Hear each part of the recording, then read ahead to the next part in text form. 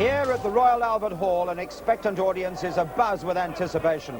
They've been attracted here by the Dark Destroyer, Nigel Benn, who tops the bill tonight. Good evening. You can see his fight live in just a couple of minutes. Now, this brilliant Commonwealth Middleweight champion has blasted his way to an unbeaten 17-fight record, and not one of those contests has gone the distance because of his demoralizing and withering power. The Dark Destroyer is really about. And the man who faces up to Nigel Benn's intimidating aggression tonight is the American from San Diego, the ex-Marine Tim Williams, and he should be a good test. He's ranked 27 in the world. He's been in with world-class opponents, and he's only been stopped once. Well, both fighters, I'm happy to say, are in the ring. Jim Watt, our expert, is sitting alongside our commentator, Reg Guttridge, ringside. And now, let me join the Master of Ceremonies, Peter Dennis, for the official introductions. Ladies and gentlemen, on behalf of Frank Warren Promotions, I welcome you to the main event of this evening's boxing.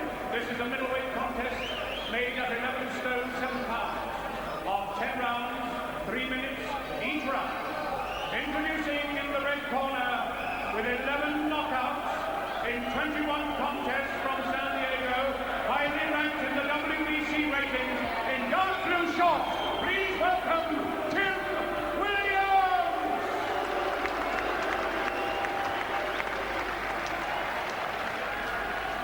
And fighting out of the blue corner, undefeated in 17 contests,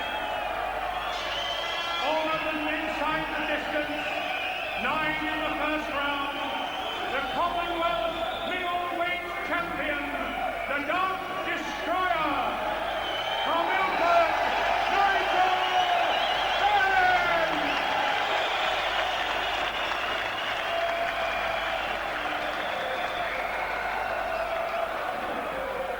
At the weigh-in at 1 p.m. today, Williams scaled 11 stone 5.5 pounds, Benn scaled 11 stone 6.5 pounds.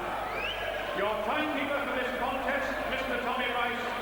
Your referee, Mr. Sid Nathan.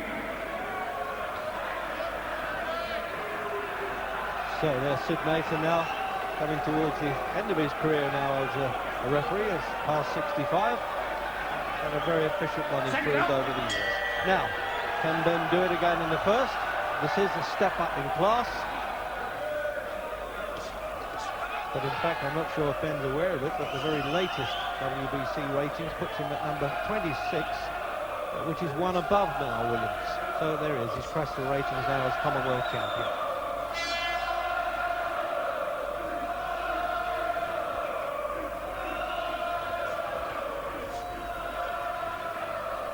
In trade terms, the San Diego fighter is said to have a good chin. That means he's a bit durable. Well, we're certainly going to find out, because Benn is one of the most explosive punchers around.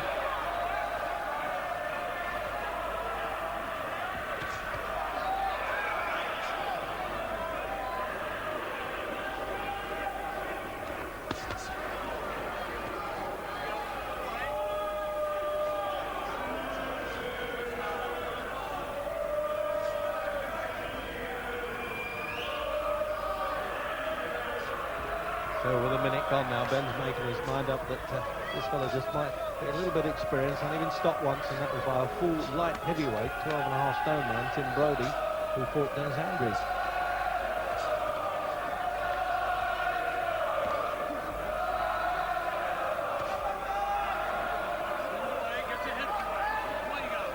Bit early to judge Jim, but style-wise, he looks a handy fighter, Tim Williams. Well, it looks to have a nice tight defence, which is one thing you need against Benn, especially in the first round. When Benn gets set to throw anything, Williams pulls his chin and his elbows and his gloves in nice and tight. He doesn't try to pull away from the punches, he looks to block them. And I think that's the wise tactics until he finds out just exactly what Benn can do.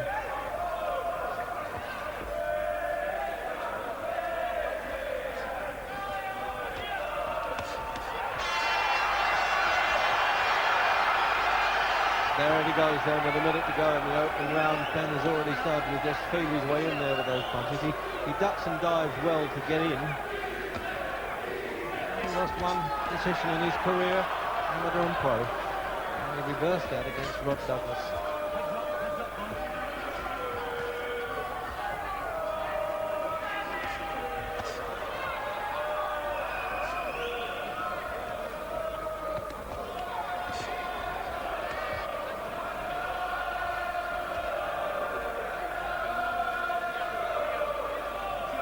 looks a reasonable test to me anyway.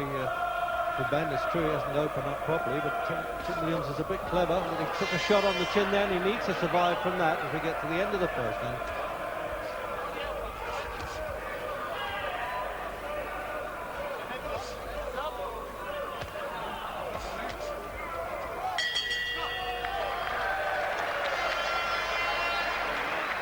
Well, Williams soaked up a few handy punches there, to say the least, at the end of the contest. The round, I should say. I'm so used to Ben winning it in the first round, I use the word contest there. Brian Roach in his corner has worked in quite a bit as an amateur. Doesn't do a great deal of sparring, Ben. Brian Roach doesn't believe in it, but we'll find out whether that's in his favour or not as he goes along. Jim, in replay. Well, just towards the end of the round, Ben started to find his way through with some good solid punches. Williams is very experienced, as you see here. When he's under any pressure, he tightens right up, and Ben can't really get through as yet, but early. Tucked behind there is Williams at 28. He's got a draw with Robbie Sims, who's Marvin Hagler's half-brother, who's now fighting Sandhu Kallenbaum on June 12th for the championship. Into the second, scheduled for 10. The last time Nigel Benn was taken any distance worth remembering was 7 rounds against an American, Reggie Miller, here last December, which was not shown on television. Oh, and he's done it again. Williams was supposed to be the durable man. He's caught him high with a punch there on the temple. And this is instinct survival now, it's got to be, but the left hooks are getting through. What a puncher this man is. As they say in fight jargon, he's no mug, Tim Williams, but he's being torn apart right above the commentary position here. The final punch was a right hand. There's no mandatory 8 count as they have in America, but referee Sid Nathan's getting good talking to and having a good look, giving as much rest as he can. But Ben won't let this go on, and neither will the referee. It's all over.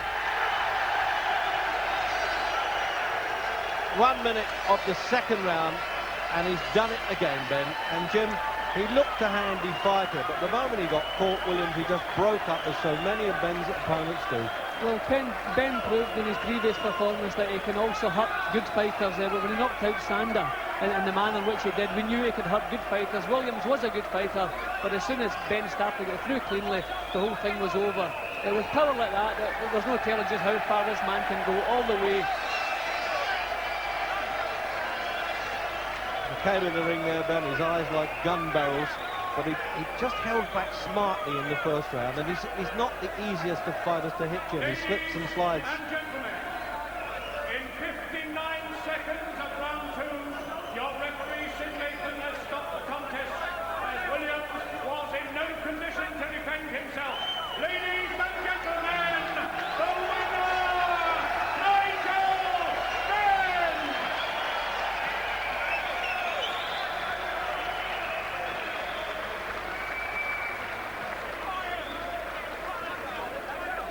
Well, he's talking about fighting in America soon, but before that he'll fight on the Luton show when Barry McGuigan's there. And the usual Fleet Street photographers out in force. And here's Gary Newbon talking to Ben.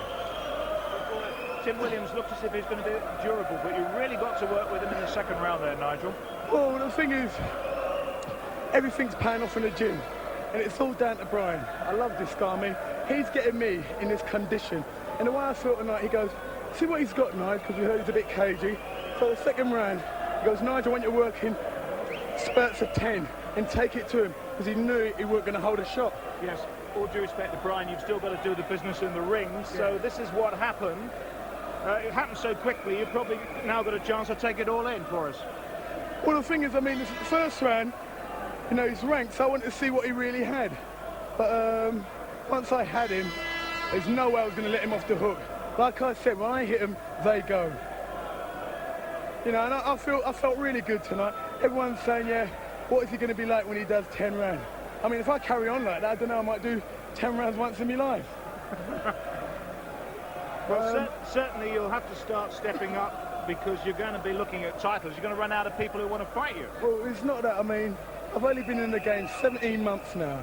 Yeah, everybody wants me to fight for a world title now.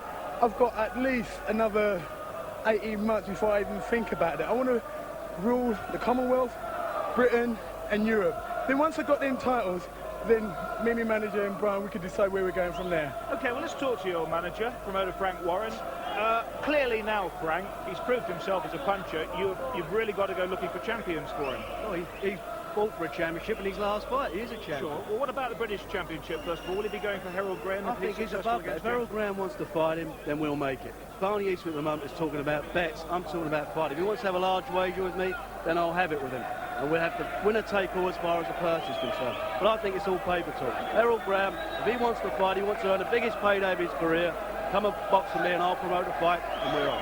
What about the European title? And let's just deal with that one now. Well, I've approached Tiozo From France. his management, and they said that they were very interested in the fight, but they won't come back on a date for it. And I think what they're looking for is a world title shot.